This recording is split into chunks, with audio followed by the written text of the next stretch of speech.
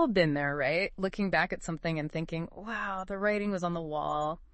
But some people, they just seem to see those signs way before everyone else. Today, we're going deep on one of those people, Gregory Cochran.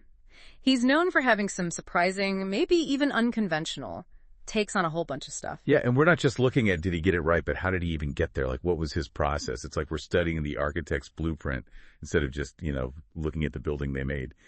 We've got two specific cases we'll be focusing on where he made some pretty bold predictions. Totally. So this deep dive, it's all about these two big claims Cochran made, and we're basing this on a bunch of discussions we've been digging into. First, rewind back to 2002, he's basically saying, nope, Iraq can't pull off a secret nuclear weapons program. Keep in mind, this was when everyone was super worried about that. And then second, going even further back, he says he saw the Soviet Union collapsing, like by 1990, even predicted the order those republics would break away. And these insights, it seems like they popped up around the time his book, The 10,000-Year Explosion, was causing a stir. So we're trying to figure out, was there a method to this seeming fortune-telling of his? What's really cool about these two examples is they come from completely different times and places. But as we get into his reasoning, you start to see these patterns, these ways he tackled these messy situations. It wasn't like magic. It was about how he looked at the information. You know what I mean? Let's jump into that Iraq prediction, the 2002 one. Back then, everyone, especially the U.S. government, was all about the threat of Saddam Hussein building nukes in secret. But Cochran, he was like, hold on, this just doesn't add up. What was his main argument? It all boiled down to practicality.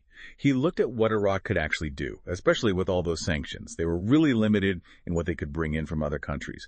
Then you've got the UN inspections happening, and even spying from the sky, which made it almost impossible to hide something that big. He also talked about how Iraq didn't have enough really skilled people in that, super technical field. So it wasn't just the tech stuff. He was looking at the money, the economics of Iraq back then. Exactly. He understood that Iraq was running on $1 billion a year for the whole country. Imagine trying to build nukes secretly that needs tons of factories, special materials, loads of workers, and you're also trying to run a regular army, police, and, a whole country all on that tiny budget. Wow. He saw it as this huge mismatch. It's not just about not having enough cash. It's like trying to build a skyscraper with what you make selling lemonade. It just doesn't work. It's wild he figured this out, mostly from stuff anyone could find. He wasn't using some top secret intel. I know, right? This thing about freely available evidence, it comes up a lot with him. We'll see it again with the Soviet Union prediction. And even later, reports like the Dulfer report and what the Volcker Commission found basically backed him up. Mm-hmm. Iraq didn't have these weapons programs going on before 2003. So everyone's saying one thing, and he's questioning it openly. Was he just seeing the same facts, but, I don't know, interpreting them differently? He truly believed that the evidence was clear. He looked at it without, biases. Cochran knew about all the different ways to make the stuff you need for nukes, breeder reactors, gaseous diffusion plants, centrifuges, even calatrons. Those things aren't just sitting in a store. They take a massive industry, super smart people, and very specific materials. His point was, with those sanctions and what Iraq could actually do, none of those options were possible, like really impossible to do secretly on a big enough scale. He also talked about how he saw the CIA's analysis, their intelligence work back then. Oh, yeah. He wasn't sure if they really understood what Iraq could actually build, like their skills, the factories, the know-how for this kind of stuff. He heard stories that the CIA didn't have enough people who were really deep into the technical side of things, and it seemed like the government didn't really want to listen to the scientists and engineers who might have had a better, more realistic view. Let's shift gears to his Soviet Union prediction now. Calling that collapse by 1990, that's a big deal. When did he start saying this would happen? He actually said he was so sure about it that he was, get this, boring all my friends by saying it over and over. It wasn't something he came up with later. He was saying this years before it went down. And he even said he had a good idea of the order those Soviet republics would leave, right? Predicting the order, that's crazy specific. I know. He said he got it mostly right, though he didn't go into detail about what he predicted exactly versus what happened. But even thinking about it in that way, which republic would go first, then second, that shows he really understood how the Soviet system worked and all the pressures building up inside it. This came up when they were talking about Condoleezza Rice, who, was supposed to be a Soviet expert. Cochran seemed to think maybe she wasn't as much of an expert as people thought. It wasn't really personal, more like he was pointing out that even the big names, the established experts, they maybe missed some really important weaknesses in how the Soviet Union was structured. Weaknesses that he saw because of his way of thinking. He didn't see the collapse as some random crazy event.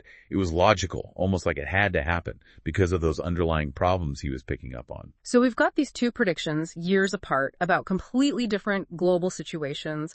What do they tell us about how Cochran analyzes things? What was he doing that let him see things so differently and end up being right? There are a few key things he always did. First, like we talked about, relying on information anyone could get. He wasn't looking for secret stuff. With Iraq, it was economic reports, the effects of the sanctions, and basic science. For the Soviet Union, it seems like he was constantly reading the news, academic papers, history books, all that, which let him see the cracks forming that other people missed. He straight up said, I looked at freely available evidence. And he stressed how important it was to read the paper every single day and actually remember what you read. It sounds like he was building his own intelligence reports just from being a really good, really observant reader. Yeah, exactly. And this ties into the second thing. He didn't just accept what everyone was saying, especially if it didn't match what he was seeing in the evidence. For example, a lot of people were saying Iraq supported terrorism against America. But Cochran knew that reports from reliable sources didn't really support that. He didn't just go along with popular opinions, especially if they were politically motivated, if they didn't fit what he knew to be true.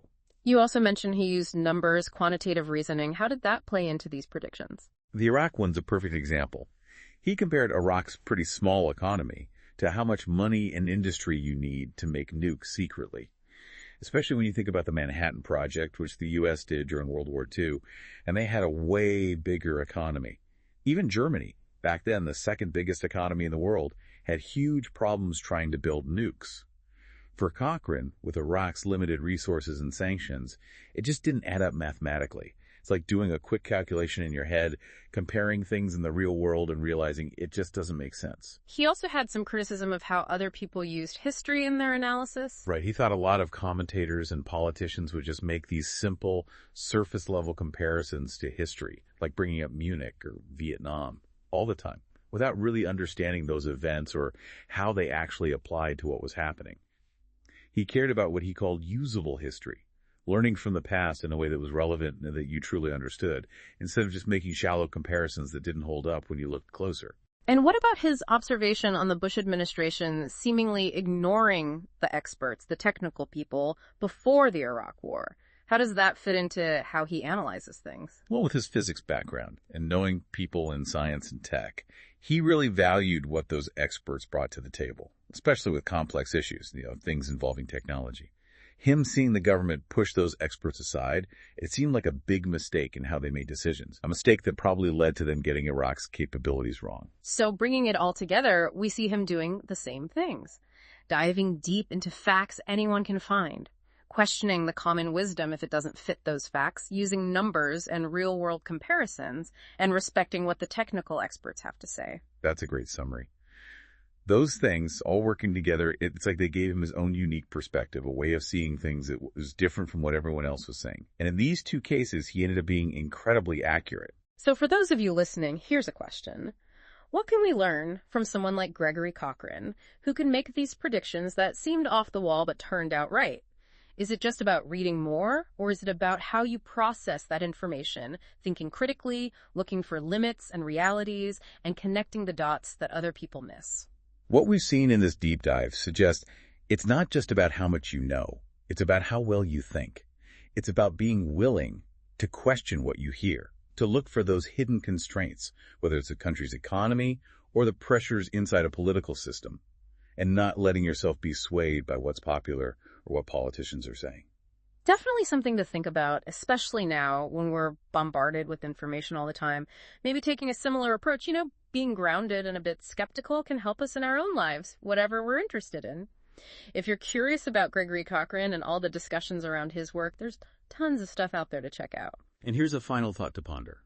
In a world overflowing with information, maybe the most important skill is being able to really analyze and understand, to find the real truth among all the noise. Focus on facts you can verify and use logic. Maybe there's some obvious piece of information in your own field, something everyone overlooks, that could unlock a whole new understanding of the challenges and opportunities coming our way.